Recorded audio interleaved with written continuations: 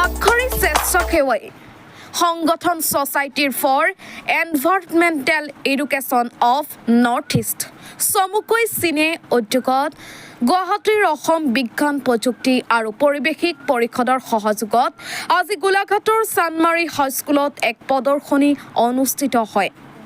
পেলনীয়া দ্ৰব্যৰ পৰা ব্যৱহাৰযোগ্য সামগ্ৰী প্ৰস্তুত আৰু কেঁচু সাৰৰ পৰা ফচল উৎপাদনৰ এই প্ৰদৰ্শনী আৰম্ভণিতে চানমাৰী হাইস্কুলৰ প্ৰধান শিক্ষক অনুপ শৰ্মা আৰু জ্যেষ্ঠ সাংবাদিক প্ৰকাশ শৰ্মাক সম্বৰ্ধনা জনোৱাৰ পিছত প্ৰদৰ্শনীৰ দ্বাৰা ফিতা কাটি উদ্বোধন কৰে অনুপ শৰ্মাই। প্ৰতিটো ক্লাবত শিক্ষকসহ 5গৰাকীকৈ ছাত্ৰ ছাত্ৰীয়ে অংশগ্ৰহণ কৰা এই প্ৰদৰ্শনীত 35খন বিদ্যালয় অংশগ্ৰহণ কৰে।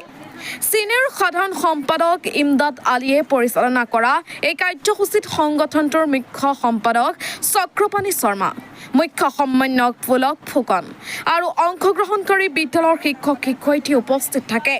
নিৰীক্ষক হিচাপে দায়িত্ব পালন কৰে ডক্টৰ মৃদুল চেতিয়াই, ডক্টৰ ভাস্কৰ জ্যোতি বৰুৱা আৰু ডক্টৰ ৰৌচন শৰ্মাই।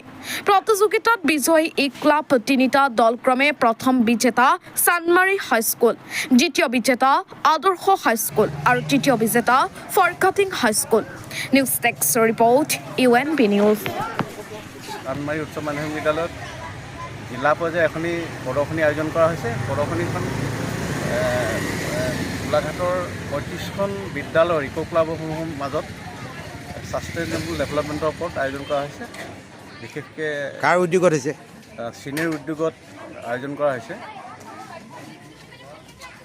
গতিকে মোৰ খেলি মেলি তাৰপিছত হ'ব। প্ৰদৰ্শনীত আমি তিনিটা বিভাগত ফাৰ্ষ্ট, ছেকেণ্ড, থাৰ্ড বাছনি কৰিম আৰু যিটো ইক' ক্লাবে প্ৰথম পুৰস্কাৰ পাব সেই ইক' ক্লাবে অহা 4 আৰু 5 জুন গুৱাহাটীত অনুষ্ঠিত হোৱা এনভাইৰনমেণ্ট দিৱসৰ দিনা অংশগ্ৰহণ কৰিবলৈ সুবিধা পাব। এটা ক্লাবত কিমান সদস্য? এটা ক্লাবত 5জন ইক' ক্লাবৰ সদস্য আৰু এজন ইনচাৰ্জ টিচাৰ থাকিব আৰু তেওঁলোকে আজি এই এই প্ৰদৰ্শনীৰ দ্বাৰা তেওঁলোকৰ উৎপাদিত যিখিনি প্ৰডাক্ট আছে সেইখিনি তেওঁলোকে ইয়াত উপস্থাপন কৰিব আৰু যিখিনি ৱেষ্ট মেটেৰিয়েলছ পৰা যিখিনি বস্তু বনোৱা হৈছে সেইখিনি ইয়াত প্ৰদৰ্শন কৰিব।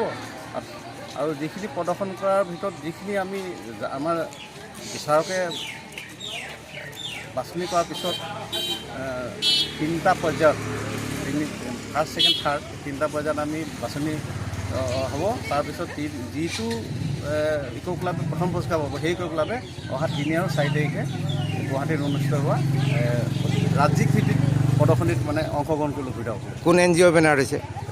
আৰু গোটেই প্ৰক্ৰিয়াটো আজি প্ৰদৰ্শনীৰ যিটো প্ৰক্ৰিয়া গোটেই প্ৰক্ৰিয়াটো গোলাঘাটৰ অন্যতম পৰিৱেশ গোষ্ঠী ছ'চাইটি ফৰ এনভাইৰনমেণ্ট এডুকেশ্যনৰ উদ্যোগত অনুষ্ঠিত কৰা হৈছে আৰু ইয়াক ছাপোৰ্ট দিছে অসম ছায়েন্স টেকন'লজি এনভাইৰনমেণ্ট কাউন্সিলে।